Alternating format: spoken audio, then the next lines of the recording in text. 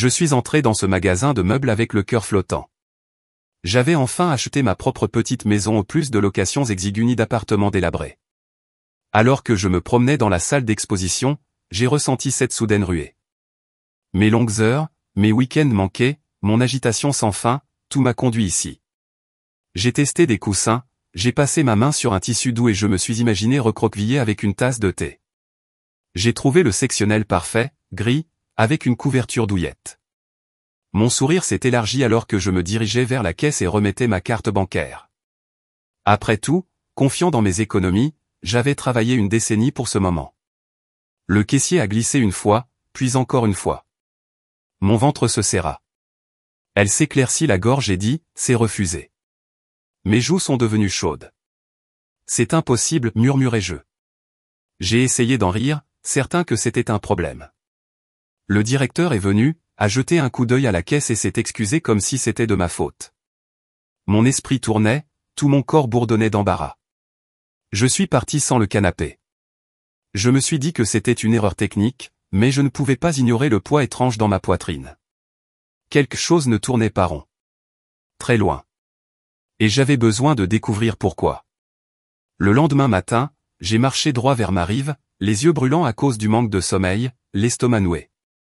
Je m'attendais presque à ce qu'ils disent, « Oh, c'est réglé maintenant. Voici votre nouvelle carte. » Mais le visage du banquier est devenu pâle à la seconde où il a ouvert mon compte. Il a cliqué plusieurs fois, a avalé et a finalement dit, « Miss Monroe, votre solde est nul. » Mon cœur battait si fort que j'étais sûr qu'il pouvait l'entendre. « Non, lâchai-je en me penchant au-dessus du comptoir. Ce n'est pas vrai. J'avais plus de 80 000 $. Vérifiez à nouveau. » Ma voix trembla. J'ai senti un mal de tête tambouriner derrière mes yeux. Il m'a montré les transactions, chaque centime de mes économies avait disparu, 82 000 $ pour être exact. Mon esprit a crié. J'ai regardé la liste des retraits, essayant de comprendre les dates et les montants. Serait-ce une usurpation d'identité? Un hacker aléatoire? J'ai continué à cligner des yeux, attendant qu'ils disent « Oups, grosse erreur ». Mais il ne l'a pas fait. Il a simplement imprimé les disques et les a fait glisser doucement vers moi. Je restais là, engourdi, ma respiration haletante. La pièce tourna. La réalité s'est enfoncée comme un couteau. Mon avenir tout entier avait disparu en un instant. J'ai saisi ces papiers sur le chemin du retour, repensant à tous les sacrifices que j'avais faits pour constituer ces économies. Je me voyais à l'université, travaillant tard au café du campus et donnant des cours particuliers aux enfants pour gagner de l'argent supplémentaire. Je me suis souvenu de la façon dont j'avais fourré des manuels dans mon sac à dos à côté de mon uniforme pour le dîner. J'avais vécu dans les chambres les moins chères que je pouvais trouver, partageant parfois avec des inconnus juste pour réduire les coûts. Des amis m'ont invité à Canquin, des voyages de ski, des concerts chics, j'ai toujours dit non. Je ne voulais pas de dette. J'étais terrifié à l'idée de me retrouver à nouveau sans abri ou sans défense. J'ai donc appris à broyer. Après l'université, je jouais toujours la sécurité.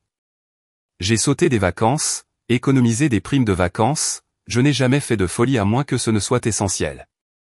Au fil du temps, ce compte bancaire a augmenté, passant de quelques centaines à quelques milliers, puis a grimpé au-delà de 50, 60, 80 000 $. C'était comme un bouclier me protégeant du chaos que ma famille m'avait appris à craindre. Maintenant, ce bouclier a été arraché. J'ai essayé de calmer ma respiration, mais mes yeux brûlaient de larmes. Tous ces matins froids, ces maux de dos, ces fêtes d'anniversaire manquées où tous les sacrifices ont disparu. J'ai agrippé mon volant, sentant le chagrin se transformer en colère. Quelqu'un avait pris mon filet de sécurité et il en répondrait. Je suis rentré chez moi dans le brouillard, déterminé à trouver le coupable. J'étale les relevés bancaires sur ma petite table de cuisine, analysant les horaires et les montants. Ils ont tous souligné les transferts effectués au cours des 6 dernières semaines. Mes yeux se sont déplacés vers la colonne du nom du destinataire et je me suis figé. Jacob R. Monroe. Jacob Monroe, mon frère, Jake. Le nom était si familier qu'au début, il n'a pas cliqué. Puis mon sang s'est glacé. Mon propre frère, le même homme à qui j'avais à peine parlé depuis des années. La même personne qui n'a jamais occupé un emploi stable, qui passait d'une entreprise à une start-up tous les 2 mois. J'ai regardé le nom comme si c'était un mot étranger. ma mémoire était inondée d'images, j'écriais dans notre salon, parlais gentiment à nos parents, empruntais de l'argent qu'ils ne rendaient jamais. Mais c'était différent. Il avait en fait vidé mes économies. Quelque chose en moi s'est craqué. Je ne pouvais pas croire qu'il oserait franchir cette ligne. Mon estomac se tordit de trahison et de fureur. J'ai cherché mon téléphone et je l'ai presque laissé tomber. J'avais besoin de réponses, mais j'avais aussi besoin de respirer. Mon cœur battait à tout rompre, mon esprit s'emballait. Comment ma propre chair et mon sang pourraient-ils faire cela? Je pensais, si c'est vrai, il ne s'en sortira pas. J'ai passé 2 semaines épuisantes à appeler Jake sans arrêt, message vocal après message vocal, SMS après SMS, sans réponse. J'ai envoyé un message aux membres de ma famille pour leur demander s'ils l'avaient vu. Il haussait les épaules, disait qu'il était occupé, certains faisaient semblant de ne pas savoir où il habitait. Tous appuyaient le secret. Puis un après-midi, mon téléphone a sonné avec un SMS qui a presque fait arrêter mon cœur. J'avais besoin d'argent de toute urgence. Détendez-vous, ce n'est pas comme si vous alliez tout dépenser d'un coup. La famille pardonne, n'est-ce pas? Son audace m'a fait trembler. Je lis ces mots encore et encore, mon sang bouillonne. Urgent pourquoi?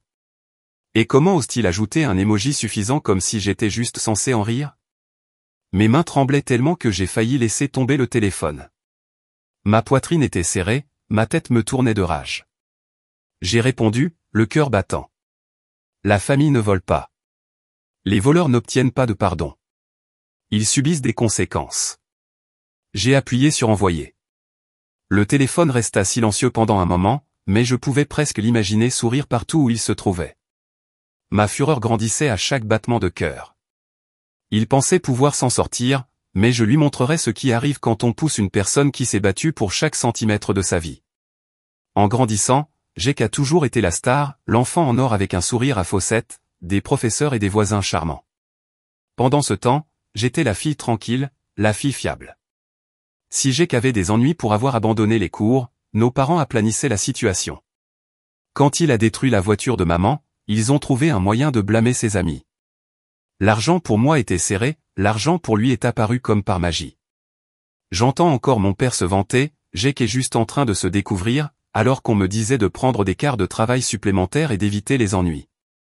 Les erreurs de Jake ont été pardonnées instantanément, mais mes plus petits incidents m'ont été imputés pendant des semaines. Quand j'étais enfant, je lui en voulais de s'en tirer sans problème et je me détestais de ne jamais parler. En grandissant, j'ai réalisé qu'il utilisait ce favoritisme pour patiner tout au long de la vie. Il n'a jamais occupé un emploi stable, il faisait la fête, surfait sur son canapé et ne rentrait à la maison que pour aspirer de l'argent et des excuses. Le pire? J'enviais avec quelle facilité il était aimé. Maintenant, toute cette vieille colère bouillonnait en moi. J'avais économisé mon argent par peur et par autonomie. Il l'avait glissé sans la moindre trace de remords. Mon frère, l'enfant en or, avait trouvé une nouvelle et horrible façon de confirmer ce que j'avais toujours soupçonné, je ne pouvais pas lui faire confiance. Tremblant, j'ai appelé mes parents. Je m'attendais à moitié à ce qu'ils soient furieux en mon nom. Mais quand j'ai finalement laissé échapper, Jake a volé mes économies, leur réponse m'a écrasé. Papa soupira lourdement. Jake traverse beaucoup de choses en ce moment, murmura-t-il, comme si cela excusait tout. Maman a ajouté, tu es forte, Mina. Tu retombes toujours sur tes pieds. N'en fais pas une affaire plus grave qu'elle ne devrait l'être. J'ai saisi le téléphone si fort que mes jointures sont devenues blanches. En faire une affaire plus importante? Mes économies avaient disparu et il voulait que je les laisse passer? J'avais l'impression de crier dans le vide. Chaque muscle de mon corps était tendu de frustration. Ils ont commencé à me raconter des histoires sur les difficultés récentes de Jake, des rumeurs de rupture, des déceptions professionnelles. Pas une seule fois ils n'ont reconnu que ces actions avaient détruit tout ce que j'avais construit. J'ai réalisé qu'à ce moment-là, ils savaient qu'il serait pardonné. Ils lui ont appris qu'il pouvait tout faire et s'en sortir indemne. J'ai raccroché, les larmes me brûlant les yeux. L'appel s'est terminé avec eux m'exhortant à faire preuve de compassion. J'ai alors réalisé qu'aucune aide ne venait de mes parents. J'étais seul dans ce combat. J'avais besoin d'un calendrier. J'ai commencé à parcourir d'anciens emails, avis bancaires et documents numérisés d'il y a 3 ans. C'est à ce moment-là que j'ai subi une opération chirurgicale majeure, mon appendice avait failli éclater. Moi aussi, je suis resté au lit pendant des semaines. J'ai trouvé un étrange message de ma mère, daté peu de temps après mon hospitalisation. Quelque chose à propos d'une procuration temporaire pour protéger mes finances pendant que je récupère. Elle prétendait que c'était pour mon bien, juste pour payer mes factures si je ne pouvais pas. Je me souvenais d'avoir signé quelque chose alors que je prenais des médicaments, mais je ne savais pas que c'était aussi complet. En creusant plus profondément, j'ai découvert que la procuration n'avait jamais été officiellement annulée. Et devinez qui l'avait utilisée. Jacques. J'ai vérifié les dossiers. Il avait modifié les autorisations de mon compte, contourné certains contrôles de sécurité et obtenu un accès direct. Mon cœur battait si fort que j'en avais le vertige. Ma propre mère l'a aidé à remplir ses documents. Elle pensait probablement que c'était inoffensif à l'époque, ou peut-être pas. Quoi qu'il en soit, elle lui avait remis les clés de mon avenir, et il les avait utilisées pour me voler à l'aveugle. Mes yeux me piquaient. Ils avaient réussi cela alors que j'étais allongé dans mon lit, leur confiant ma vie. Furieux, je suis entré dans le bureau d'un avocat avec un dossier rempli de preuves. Je l'ai laissé tomber sur la table comme si j'avais réussi une main de poker gagnante. Mais ma confiance a vacillé lorsque l'avocat a parcouru mes documents. Il m'a expliqué que oui, j'avais un cas. Jacques avait commis un vol en vidant mon compte. La procuration frauduleuse pourrait être contestée. Mais il ne s'agissait pas d'une simple affaire pénale, à moins que je prouve une intention purement frauduleuse de frauder au-delà du pouvoir de avocat. La police pourrait considérer cela comme un conflit familial, la poussant plutôt vers une action civile, et cela pourrait prendre des mois, voire des années. Je restais raide sur la chaise, ravalant ma colère. Et alors? Jacques peut juste repartir avec mon argent? L'avocat a essayé de me rassurer. Je pourrais intenter une action en dommages-intérêts. Je pourrais même l'intensifier si d'autres preuves apparaissaient. Mais l'argent déjà dépensé pourrait être difficile à récupérer. J'ai quitté le bureau en me sentant plus lourd qu'à mon arrivée. Mes espoirs d'une victoire rapide et nette se sont évaporés. Au lieu de cela, j'ai dû faire face à une montée fulgurante de frais juridiques, de procès interminables et d'issues incertaines. J'ai pensé à Jacques riant quelque part, gaspillant mon argent. Une nouvelle vague de détermination m'a envahi. Je me battrai peu importe le temps que cela prendrait. Un mois plus tard, j'ai reçu un appel qui m'a fait l'effet d'un coup de poing dans le ventre. Ma banque m'a informé que mon versement hypothécaire avait rebondi au fonds insuffisant, ont-ils dit poliment, comme si ces deux mots ne menaçaient pas toute ma maison. Le rêve que j'avais nourri, un endroit qui m'appartenait, ne tenait plus qu'à un fil. Je me laissais tomber sur le sol de la cuisine, le téléphone à la main, les genoux faibles. Tout ce que j'avais économisé avait disparu. J'avais compté sur ce coussin pour couvrir mon hypothèque pendant que je m'installais. Maintenant, c'était zéro. La banque m'a accordé un délai de grâce, mais j'avais quand même besoin de trouver de l'argent rapidement. Je regardais les murs de mon salon vide, ressentant un mélange malsain de peur et de fureur. Cette maison était mon bébé, le symbole de mon indépendance. Si je le perdais, je n'aurais plus rien. Je reviendrais à la case départ après avoir abandonné ma jeunesse pour cette stabilité. J'ai essayé de calmer ma respiration, mais la panique a menacé de m'engloutir. Une pensée plus sombre s'est glissée. Tout ce chaos, et Jacques m'a juste envoyé un texto comme si ce n'était pas grave. J'ai serré les poings. Je ne le laisserai pas détruire ma vie sans riposter. Aucune chance. Sans économie ni facture qui s'accumulent, je n'avais d'autre choix que de liquider. Tout d'abord, j'ai répertorié mon ordinateur portable supplémentaire, un ordinateur décent que j'utilisais pour mon travail indépendant, sur un marché local. Ensuite est venu mon appareil photo, un cadeau que je m'étais fait il y a des années et que j'avais rarement utilisé. Ensuite, les bijoux qui m'ont été offerts lors des anniversaires et des vacances, chacun ayant une valeur sentimentale. Je détestais les voir partir, un par un. J'ai vendu presque tout, sauf mon lit, mon téléphone, mon ordinateur portable de bureau et quelques vêtements de rechange. Même les cartons de meubles neufs que j'avais achetés pour la maison ont été récupérés par des inconnus. Ils semblaient heureux de conclure un accord. Je me sentais vide à chaque fois que je me séparais d'un autre morceau de ma vie. Chaque vente ajoutait un petit dépôt à mon compte courant en quelques centimes par rapport à ce que j'avais perdu, mais c'était le seul moyen de maintenir l'hypothèque à flot. Je l'avais déjà fait une fois au début de la vingtaine, alors que je n'avais rien. La différence était qu'à l'époque, c'était mon choix de vivre maigre. Maintenant, c'était forcé et humiliant. Pourtant, j'ai ravalé la douleur. C'était le mode survie. Le vol de Jake ne me briserait pas. Je me battrais jusqu'à ce qu'il ne me reste plus rien. J'ai trouvé la nouvelle adresse de Jake après quelques semaines de recherche sur Internet et de demandes discrètes. Ce n'était pas difficile à localiser une fois que j'ai entendu des chuchotements selon lesquels il se vantait d'avoir progressé. La colère m'a poussé vers sa porte d'entrée, un appartement moderne et élégant dans un complexe brillant. Un endroit que je ne pourrais jamais me permettre sans vider toutes mes économies. Oh attends, c'est exactement ce qu'il a fait. J'ai sonné, le cœur battant. Une femme grande et élégante a ouvert la porte, me regardant avec une douce curiosité. Oui, est-ce que Jake est là? Ai-je demandé en essayant de garder ma voix ferme. Elle m'a évalué avant de répondre d'un ton sec. Il ne reçoit pas de visiteurs. J'ai presque ri de l'absurdité. Ne pas recevoir de visiteurs, comme s'il était une célébrité. Je l'imaginais se prélasser, jouant peut-être le rôle d'un riche investisseur. Ma rage me serra la gorge. Avant que je puisse entrer de force, elle ajouta doucement. Il a dit qu'il n'attendait pas de famille. Ces mots piquaient. J'avais envie de crier, c'est un voleur, c'est comme ça qu'il paie cet endroit. Mais ma poitrine était trop serrée. Au lieu de cela, j'ai tourné les talons et je suis parti, furieux, les larmes me piquant les yeux. Il a eu le culot d'afficher un nouveau condo grâce à des mensonges et à des fraudes. Ce n'était pas fini. Pas de loin. Quelques jours plus tard, mes parents m'ont invité à dîner. Désespéré de trouver du soutien, j'ai accepté. Mais à la seconde où je suis entré dans la salle à manger, j'ai réalisé que j'avais été piégé. Jake était assis là, détendu en bout de table, faisant tourner un verre de vin. Ma mère a apporté des assiettes de son plat préféré, du poulet au parmesan, du fromage supplémentaire, du pain frais en accompagnement. Mon père s'éclaircit la gorge. Parlons-en comme des adultes, a-t-il commencé. Jake affichait ce sourire paresseux. Il m'a regardé droit dans les yeux. Et, ma sœur, tu apprécies ta nouvelle maison.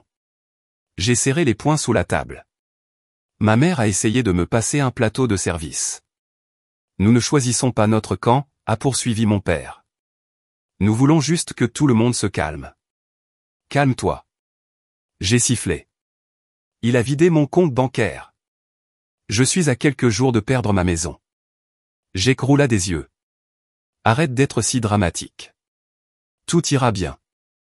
Je ne pouvais pas croire leur nonchalance. Mes parents insistaient sur le fait que je rendais les choses plus difficiles que nécessaire. J'avais l'impression d'être dans un univers parallèle où le vol n'était qu'une dispute entre frères et sœurs. J'ai claqué ma serviette sur la table et je suis sorti en trombe, le cœur battant, sentant le poids de la trahison à chaque pas. Je me suis dirigé vers ma voiture, prêt à sortir de l'allée de mes parents et à ne jamais regarder en arrière. Mais ensuite, une voix m'a arrêté. Nina, attends. Je me suis retourné pour voir tante Marina, l'ex-sœur de mon père, appuyée contre sa vieille berline. Elle n'était pas à l'intérieur avec les autres. C'était comme si elle savait exactement comment ce dîner se terminerait. Elle a glissé un petit mot plié dans ma main.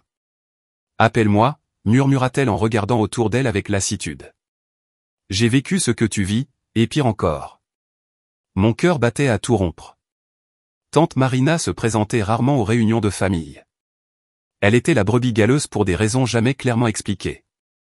L'instant d'après, elle monta dans sa voiture et partit. Je me tenais dans le noir, la note pressée contre ma poitrine. J'ai hésité à l'ignorer, mais quelque chose dans les yeux de Marina, l'urgence dans sa voix, me disait qu'elle pourrait être la bouée de sauvetage dont j'avais besoin. Alors je suis parti ce soir-là, l'adrénaline m'alimentant alors que je revoyais encore et encore le sourire suffisant de Jake dans ma tête. J'étais furieux, mais pour la première fois depuis des semaines, je ne me sentais pas aussi seul. Peut-être que Marina avait des réponses. Peut-être avais-je enfin un allié dans cette saga familiale tordue. Le lendemain, j'ai composé le numéro que Marina m'avait donné. Elle décrocha dès la première sonnerie, sa voix douce mais intense. Je suis tellement contente que tu aies appelé. Nous avons convenu de nous retrouver dans un petit café en dehors de la ville. Mes mains tremblaient sur le volant alors que je me garais sur le parking. Autour d'une tasse de café, elle m'a raconté une histoire qui a brisé mes dernières illusions. Il y a des années, ma mère avait vidé le compte bancaire de Marina en utilisant des tactiques de manipulation, en falsifiant des signatures et en organisant des crises personnelles. Marina a déclaré qu'elle avait essayé de riposter, mais qu'elle avait été stoppée par le reste de la famille. Elle a perdu ses économies, sa confiance en sa sœur et a fini par s'éloigner pour se protéger. Il n'avait repris contact qu'il y a quelques mois après que ma mère avait demandé pardon. Elle ne s'attendait pas à ce qu'il soutienne Jake de la sorte. Mon estomac se tordit. Jake n'était pas qu'un mouton noir. Il suivait un modèle, celui que ma mère avait tracé des années plus tôt. Les yeux de Marina se sont remplis de larmes lorsqu'elle a expliqué comment la trahison était devenue une norme tordue dans notre famille. Je suis désolée, dit-elle, la voix cassante. Ils s'en sortent sans problème parce qu'on nous dit de nous taire. J'ai ressenti un soulagement nauséabond de ne pas être fou. C'était plus grave qu'une querelle entre frères et sœurs. C'était un héritage de vol. Mais j'ai juré que ça finirait avec moi. Je ne les laisserai pas continuer sans contestation. Fort de l'avertissement de Marina, j'ai réalisé que je devais agir avec précaution. Les poursuites et les accusations ne m'avaient mené nulle part. Ma famille était habile à éviter les reproches, à changer de concentration et à me culpabiliser pour que je laisse tomber. Cette fois, je serai silencieux et stratégique. Tout d'abord, j'ai ouvert de nouveaux comptes bancaires dans une institution complètement différente. J'ai mis chaque dollar qu'il me restait et mes maigres revenus de vente hors de leur portée. J'ai changé mes mots de passe, obtenu de nouveaux codes PIN et signalé toutes les anciennes lignes de crédit liées à Jake ou à ma mère. Ensuite, j'ai commencé à créer un fichier. Chaque SMS, chaque relevé bancaire, chaque email. J'ai enregistré des captures d'écran et les ai classées par ordre chronologique. Je travaillais tard dans la nuit, autour d'un café. J'ai revu ce texte emoji suffisant de Jake, le laissant alimenter ma colère en détermination. Je n'ai dit à personne d'autre qu'à Marina ce que je faisais. J'ai refusé de donner une longueur d'avance à Jake ou à mes parents. Chaque étape me donnait l'impression de récupérer un morceau de moi-même. Je ne réglerai peut-être pas ce problème du jour au lendemain, mais j'ai refusé d'être une victime. Une résolution calme s'est installée dans ma poitrine. Je rassemblerai des preuves lentement et, le moment venu, je m'assurerai qu'il subirait de réelles conséquences. En fouinant tranquillement, j'en ai découvert davantage sur la nouvelle petite amie de Jake, celle qui a ouvert la porte de son appartement. Il lui disait que notre grand-mère lui avait laissé un héritage important. Mes yeux roulèrent devant l'audace. Grand-mère était fauchée au cours de ces dernières années, vivant d'une minuscule pension. Il n'y a eu aucun héritage, seulement un chagrin dû au peu que nous avons tous fait pour l'aider. Une partie de moi avait envie de frapper à nouveau à la porte de cette femme, de lui montrer les relevés bancaires et de crier « C'est un fraudeur ». Mais tante Marina m'a prévenu. Nous irons plus loin si nous continuons à collecter des informations, a-t-elle déclaré. Ne lui donnez pas de raison de cacher ses actifs ou de brouiller ses traces. Alors j'ai regardé de loin. J'ai vu des photos apparaître sur les réseaux sociaux, il l'emmenait à des dîners coûteux, faisait la fête dans des clubs chics, mentionnant même de grands projets pour un centre de bien-être qu'il était en train de créer. Je me mordis la lèvre, ressentant une montée de ressentiment. C'était mon argent. Mais pour une fois, je ne me suis pas lancé dans la confrontation. Au lieu de cela, j'ai discrètement documenté chaque mensonge qu'il avait raconté. J'ai capturé les messages à l'écran et conservé les reçus numériques de tout. Mon cœur battait la chamade à chaque fois que je le voyais afficher sa richesse volée, mais je me forçais à attendre. La patience serait mon arme la plus efficace. Tante Marina avait des relations dont je n'avais jamais entendu parler. Un soir, elle m'a présenté à son ami Gary, un investisseur immobilier chevronné qui avait autrefois envisagé de soutenir l'entreprise de bien-être de Jake. Nous nous sommes rencontrés dans un petit bureau encombré à l'arrière du magasin de Gary. Gary m'a serré la main fermement, puis est allé droit au but. Jake m'a approché il y a quelques mois pour me proposer cette grande idée. J'ai presque mordu. Il est très convaincant, mais quelque chose dans ses finances n'allait pas, alors je me suis retiré. Il a expliqué comment Jake prétendait avoir de l'argent familial et des références flashy qui n'étaient pas vérifiées. Si vous pouvez prouver ce qu'il a fait, a déclaré Gary en tapotant le bureau, je peux vous mettre en contact avec des personnes qui veilleront à ce qu'il ne fasse plus jamais ça. Sa voix avait une intensité calme qui me donnait de l'espoir. Marina hocha la tête, m'encourageant à partager mon dossier. J'ai hésité, puis j'ai glissé sur l'enveloppe en papier craft que j'étais en train d'assembler. Relevé bancaire, SMS, photos. Les yeux de Gary s'écarquillèrent alors qu'il les feuilletait. Vous avez de solides arguments, dit-il en secouant la tête avec incrédulité. Il ne se contente pas de vous voler. Il escroque également les investisseurs. J'ai ressenti une étincelle de courage. Peut-être que je n'étais pas le seul à vouloir justice. Je n'ai pas réussi à me convaincre à nouveau. J'en avais assez d'offrir des bouées de sauvetage à quelqu'un qui mettait le feu à tous les ponts. Son monde s'effondrait et j'éprouvais une satisfaction frémissante. Finalement, les mensonges de Jake le rattrapaient. Après la crise de Jake, mes parents se sont présentés à ma porte à l'improviste. Il était tard et j'étais épuisé par une autre journée de tri d'épreuves. Les yeux de ma mère étaient rouges et mon père avait l'air plus vieux que dans mes souvenirs. Ils entrèrent comme s'ils étaient toujours les bienvenus. Nous avons entendu dire que vous intentiez une action en justice, dit doucement papa. Tu réalises que Jake pourrait aller en prison. La voix de ma mère tremblait. La famille reste soudée, Nina. Nous gérons les choses en privé. Vous faites exploser ça. Tout ce que je ressentais, c'était une douleur creuse. Il a volé toutes mes économies, puis s'est retourné et a trompé d'autres personnes, dis-je, forçant ma voix à rester ferme. Qu'est-ce que tu attendais de moi, juste hausser les épaules? Le regard de maman brillait de désespoir. Elle tendit la main pour toucher mon bras. C'est notre fils, murmura-t-elle. Tu es notre fille. Cela va nous ruiner. Je pensais à chaque fois qu'il fermait les yeux sur les actes répréhensibles de Jake, à la façon dont il m'avait laissé me sacrifier en silence. Ma colère me serrait le ventre. Je m'éloignais lentement de son emprise. Tu t'es assuré que j'étais seul quand il m'a tout volé, dis-je, la voix tremblante. Tu ne peux pas pleurer maintenant. Leur plaidoyer restait en suspens. Je les ai conduits à la porte, ignorant les sanglots de ma mère. Assez, c'était assez. Le jour est enfin arrivé. Nous avons présenté nos preuves à la police et intenté une action devant un tribunal civil et pénal, appuyé par les témoignages de Gary, de tante Marina et de plusieurs victimes. Jake s'est présenté au tribunal, pas les plus minces, son air autrefois confiant remplacé par une panique silencieuse. Je me suis assis à la barre des témoins, le cœur battant.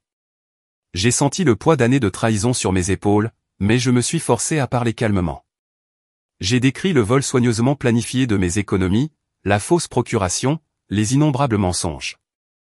Mes mains tremblaient un peu, mais je tenais bon. Jake évitait mon regard. Son avocat a tenté de le présenter comme un entrepreneur incompris, mais nos preuves étaient inébranlables, documents frauduleux, virements bancaires et même capture d'écran de Jake se vantant d'avoir arnaqué les autres. Le regard sévère du juge m'a dit que nous étions entendus. Lorsque j'ai terminé mon témoignage, un silence feutré a rempli la pièce. Aucune larme ne coulait de mes yeux. Je me sentais étrangement engourdi, comme si je me libérais enfin d'un fardeau. Le visage de Jake restait impassible, mais je savais qu'il sentait l'étau se resserrer. En m'éloignant de la barre, j'ai réalisé que quel que soit le verdict, je retrouverais quelque chose d'inestimable, ma voix. La tension dans la salle d'audience était suffocante. Jake était assis, les épaules affaissées, pendant que le juge lisait la décision, coupable de plusieurs chefs d'accusation de fraude électronique, d'usurpation d'identité et d'usurpation d'identité financière. Un murmure stupéfait se répandit dans les sièges derrière nous. Le visage de Jake perdit toute couleur. La poursuite civile l'a déclaré responsable des 82 000 $ qu'il m'a volés, plus les dommages et intérêts, soit un total de 102 000 $. Les accusations criminelles couvraient les autres victimes qu'il avait fraudées, pour un montant total de plus de 2,5 millions de $. Le juge a prononcé une peine de 8 ans de prison. Les actifs liés à ces stratagèmes seraient saisis pour rembourser ce qu'il avait volé. J'ai jeté un coup d'œil à mes parents, assis à l'arrière, l'air choqué. Je n'ai vu aucune sympathie dans leurs yeux, seulement de la colère dirigée contre moi, comme si je les avais trahis en demandant justice. Ils sont partis sans dire un mot. Je suis resté tranquillement pendant que les fonctionnaires emmenaient Jake. Il évitait mon regard, mais je l'entendais marmonner des jurons dans sa barbe. Ma poitrine était serrée, un mélange de soulagement et de chagrin. Malgré tout, il était toujours mon frère, mais il fallait que justice soit rendue. Le marteau était tombé, et finalement, il y avait des conséquences qu'il ne pouvait pas esquiver. Les semaines passèrent. La tempête juridique s'est calmée et j'ai enfin trouvé la paix dans ma petite maison. Rembourser l'hypothèque est devenu mon objectif. J'ai jeté tout ce qu'il me restait, mes nouveaux emplois indépendants, les dommages causés par le procès, chaque dollar de rechange. Le jour où j'ai rédigé le dernier chèque, mes mains ont tremblé de soulagement. Le même après-midi, je suis retourné au magasin de meubles. J'ai trouvé le même canapé sectionnel confortable qui a déclenché ce cauchemar. Avec de l'argent en poche, je l'ai acheté sans hésiter. Les livreurs l'ont déposé délicatement dans mon salon et je m'y suis enfoncé en expirant lentement. La maison était plus chaleureuse, comme un rêve enfin réalisé. Je m'attardais sur des pensées douces amères. Mon frère était derrière les barreaux. Mes parents ne voulaient pas me parler. Une lueur de tristesse me traversa l'esprit. J'avais perdu ce qui restait de ma famille fracturée, mais je me suis ensuite souvenu de tout ce que j'avais enduré, comment ils avaient ignoré ma douleur, comment Jake avait souri tout en vidant mon avenir. Je fermai les yeux, respirant le parfum du nouveau canapé, laissant le soulagement m'envahir. La justice avait été rendue. J'étais libre de construire ma vie sans constamment regarder par-dessus mon épaule. Cette maison était vraiment à moi désormais. Quelques mois plus tard, j'ai reçu un message d'un numéro inconnu. Un seul texte qui m'a figé, j'ai changé. J'étais malade à l'époque. J'espère que tu pourras me pardonner. Nous sommes toujours une famille. C'était de Jake, probablement en train de glisser un téléphone en prison. Mon cœur battait à tout rompre en lisant ces paroles. Pardon ? Il n'avait jamais montré de véritable remords. Il s'attendait juste à ce que je arrange les choses parce que nous partagions le même sang.